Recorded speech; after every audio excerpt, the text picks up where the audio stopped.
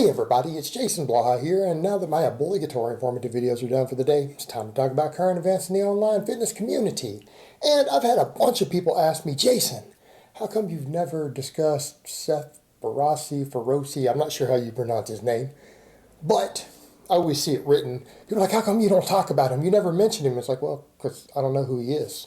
Apparently he's a bodybuilder, and I don't follow the bodybuilding world. I'm a straight dude. I'm not interested in that. Doesn't really particularly interest me. But I mean, to each their own. I don't judge. And, someone linked one of his leg videos the other day. So I thought, what the hell? I'll go ahead and check it out. Let me go watch one of his leg videos. So let me put on my +5 hat of Speechcraft. Lovingly called my +5 hat of autism by many of you. And let's talk about this. Because, I went over and I saw the dude.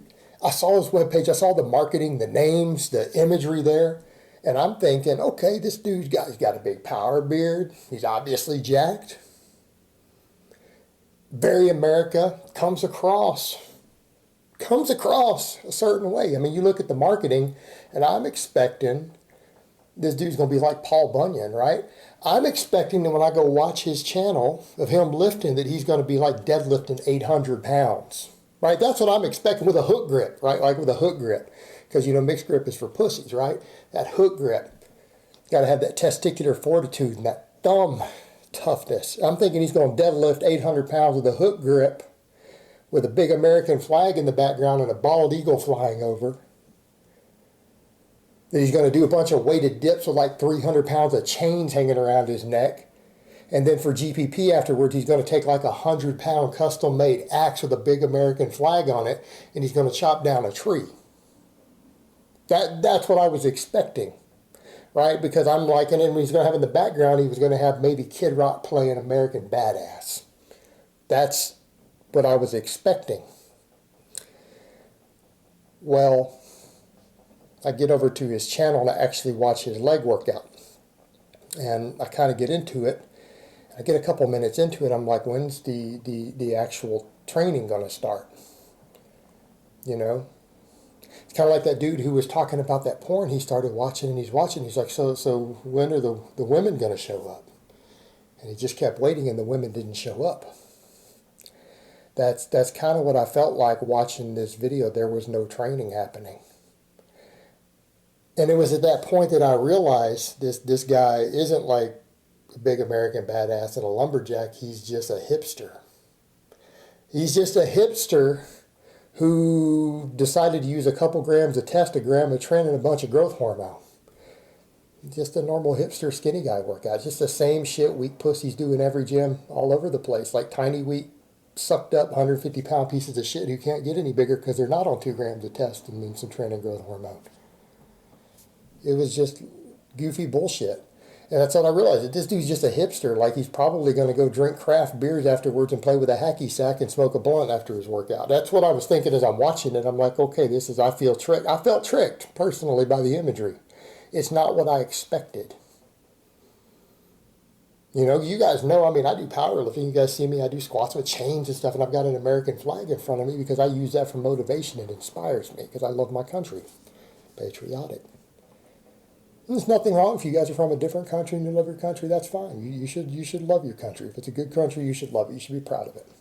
Nothing wrong with that. But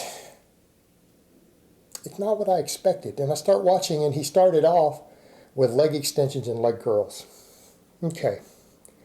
Let's not even address the fact that you're never going to get strong doing silly shit like that. Let's not even address that up front. We'll assume, okay, he's doesn't care about strength. But you guys know what I say. You can't separate size and strength without drugs, right? Every study that's ever looked at it knows the biggest naturals are the strongest naturals. They kind of go hand in hand. There's a degree of overlap. There can be a degree of separation, but it's not a whole hell of a lot. But you just got to look at even the studies on hypertrophy. We know that pre-exhausting muscles like that produces inferior muscle growth. Been looked at, it's been studied in athletes, non-athletes. just produces an inferior training response. But if you use enough drugs, it doesn't matter, because with drugs, metabolic fatigue is really all that matters. I mean, if you blast enough gear, you can get ultra jacked just with metabolic fatigue, right? That's all you need. You don't need to worry about actual real training response. Worry about progressive overload. It's the pump alone will get you jacked. But that's what I'm watching. It just does leg extensions and leg curls and stuff to start off. And some people are going to jump in and defend that silly shit and say, well, that's warming up. No, that's fatiguing your quad, so you can't squat as much weight. Or hell, even leg press as much weight. Let's assume you're going to be a pussy and not even squat. You're going to go leg press. Well, you can't even leg press as much. You've reduced your work capacity on the big exercise. It's the big exercise you get your growth from. Fluff and pump. And I'm not saying fluff and pump doesn't have its place for advanced lifters. It does. Look, metabolic fatigue after you've done your real work for lagging body parts can work wonders. You know, for quads or hamstrings or biceps or delts or whatever. Look, smaller exercises that induce metabolic fatigue and give you a pump.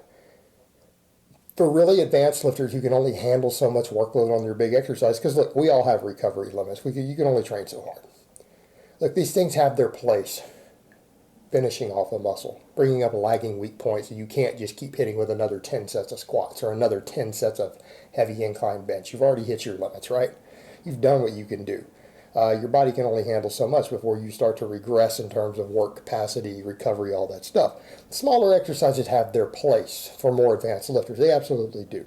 I'm not going to argue that point. You don't start with them. You don't start with them.